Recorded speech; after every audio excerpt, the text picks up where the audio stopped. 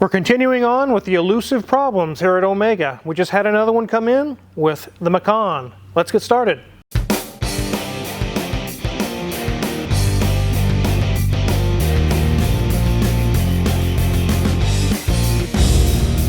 Hey, wizard! What's going on, guys? I thought we were filming a Macan. We are going to film the Macan, but you guys just saw a video on the 2004 Honda Element that had a clogged cat. I just wanted to cut it open. This was an elusive problem. There could have been so many other issues like we mentioned in the previous video.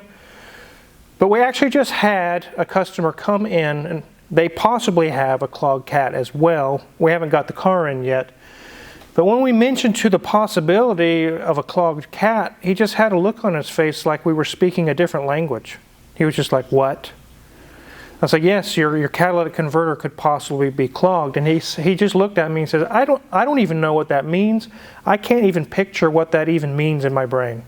So we're going to show you, you can actually see it with your own eyes, what that means. So here we have the old cat out of the Honda Element. I've cut both ends off. This is the clean end. This is the way it should look. Nice, clean grid pattern. You can see every square very clearly. Now I'm going to flip it around and show you the clogged end, where it was plugged at. Look at that, guys. It's actually a gold tan color, and most of the squares are partially, if not completely, clogged. This is where your exhaust flows through. It actually has to get through those squares you just saw and go out your tailpipe. And when they get plugged, there's literally nowhere for your exhaust to go. So little of it gets by that you actually lose power. It can feel like something majorly huge is wrong with your car. It just needs a new cat. So that was an elusive problem that was solved on the Element. Now we're going to move to the Macan, which also has an elusive problem. So this is a 2019 Porsche Macan S. It is the 3-liter turbo V6. It is in very nice shape. It's a very, very nice car. But the customer came in, they wanted an oil change, and number two, they had a complaint that under acceleration, when the turbo gets kicked in and you let off, it's making some weird, like a turbo noise. He was like, what's even going on with my car? What's going on here? So before we start checking out this thing, let's actually take it for a quick spin and hear the noise ourselves. Then we'll look at it and we'll discover together what actually was the issue. Okay, let's get this thing started up, and just at idle, I'll give it a few revs and see if we hear any weird noises. Then we'll head on out the door.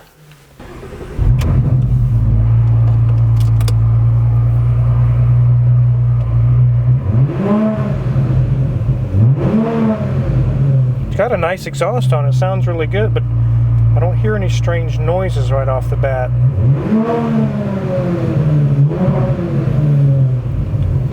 Alright, let's get this thing on the road, see what we can hear. I do hear a little, like a whistle noise. Let's try that again and see if we can get it to do it again.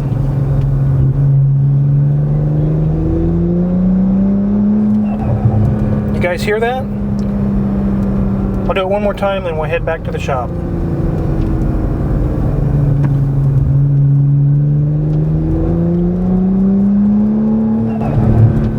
Yep, definitely a noise going on, so I'll get it turned around and let's head on back.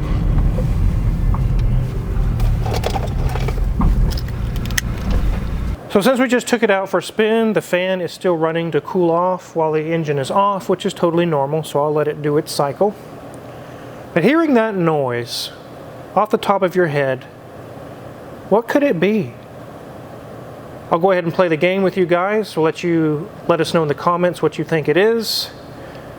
Is it A, a suspension issue as it's compressed or decompressed as the car is moving? Is it making a squeaking noise or a strange noise? Is it 2, a failing turbo?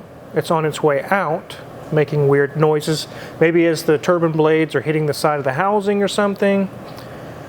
Is it number 3, a transmission issue as you're decelerating or letting off the accelerator? It's doing something strange inside the transmission. And the final one that I'm going to present to you guys that could be a possibility, is there a vacuum leak or something like that going on inside the engine with the intake manifolds and whatnot? Let you guys choose what you think it is.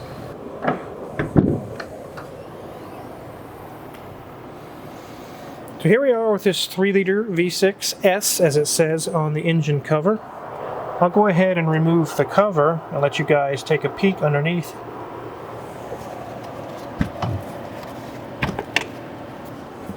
Now we mentioned on an Audi, I think that we looked at in a previous video, how they're changing the technology of these engines to where the turbos are no longer on the sides, on the exhaust manifolds, as we would think on the outsides of the engine. The turbo actually sits in the V, in the middle of the engine. The exhaust manifolds come up through the center part of the engine.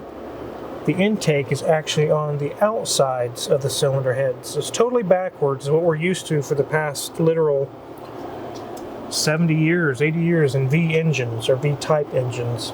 One thing I am liking about this engine layout is, like, here's the air filter, very easily accessible. You can actually see it right there. If you have ECM troubles, it's literally right here, literally in your face when you open the hood. You can test all the pins if you have issues with certain circuits or something like that. Here's our throttle body, which is really easy to get to. Turbo, if you have turbo issues, it's literally right there in the middle of the engine, which makes it a lot easier to get to. So I'm really liking the layout. I really don't complain about this. It's kind of neat. So now thinking about those options that I gave you. So the first thing I gave you as an option was a suspension noise, and going over bumps or other issues or even speed bumps, it would not make the noise. So it's definitely not a suspension issue. The second one was a transmission issue, if it's shifting or making strange noises as it's shifting in and out of gears. We did scan for codes, there's no codes, and it shifts beautifully. It shifts perfect and precise. And if I drive it softly and let it go through its gears, there are no noises. Letting up on the gas is really not going to change gears or upshift or downshift, so that's really not going to be an issue there. The third thing is, was it turbo noises or turbo issues? And that's very unlikely as well, because it would make a metal grinding noise, like you would really hear it loud. I've heard those where the turbo inlet or the exhaust is hitting on the housing, and it's definitely not that noise. And the last one was, is there an intake leak or something like that? And we did smoke test it, and there was no smoke coming out anywhere that it shouldn't. Let me go grab Daniel's son. He actually checked this out, and he actually got to the bottom of it pretty quickly. So of those items that I just mentioned, it was none of them. This is where it gets baffling. This is where we're talking about elusive. And I'll go ahead and call Danielson over. So what kind of things have you found out when you dug into this problem? So we called the customer, and the customer told us that the vehicle has been tuned, has been modified to a certain degree. Wait a minute. It was just tuned? It was tuned. And they modified some things on the engine? And they did. Well, that would have been nice to know ahead of time, huh? Yes. Okay, so what did you find after that? So I found that they installed this piece that goes on the pressure release valve for the turbo that actually makes it make a noise, a whistling noise whenever you let go of the gas. So it's like a blow-off valve? Like a blow-off valve type Okay. part or whatever. Why don't you show us where it's at, and then I'll have you take it off. Okay, so right here is the blow-off valve, or pressure release valve is what Porsche, I believe, calls it. And there's a little plate in the middle of this part and the turbo, and that's what we're going to be removing, because that's the cause of the noise.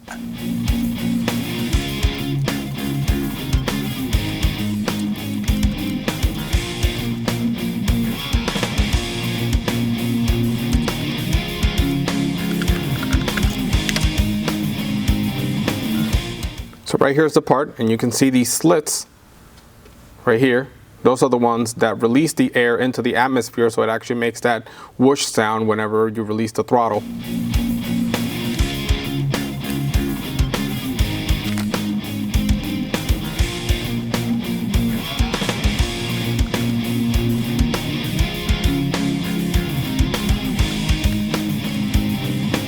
There we go. So you're telling me, of all the things it could be, all it was just this little WiseTech 02074-4. Yeah, just a little adapter meant to cause that blow-off noise for like a blow-off valve. So didn't you, I think you mentioned to me that you actually looked up this part number, which I'll show you real quick. And you looked it up, and the description of what this does, it actually said it makes that noise. Yep, that's its purpose. And it specifically said, like, gives you that noise you desire, that whoosh sound or whatever. So it's supposed to do that. It's supposed to do that. Okay, well, we got this off of here. We'll go drive it and make sure the noise is gone, and then we'll call the customer. Thanks, Daniel, for showing us what you found. Of course, I'll take that from you. All right, there you go. Thank you. All right, guys, let's go out here and try and see if the noise is gone.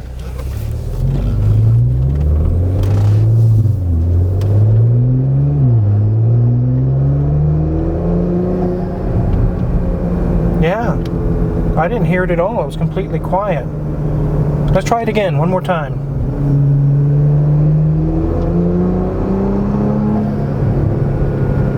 Yeah, Daniel was right. Now that we got that part off, the noise is completely gone. It's silent.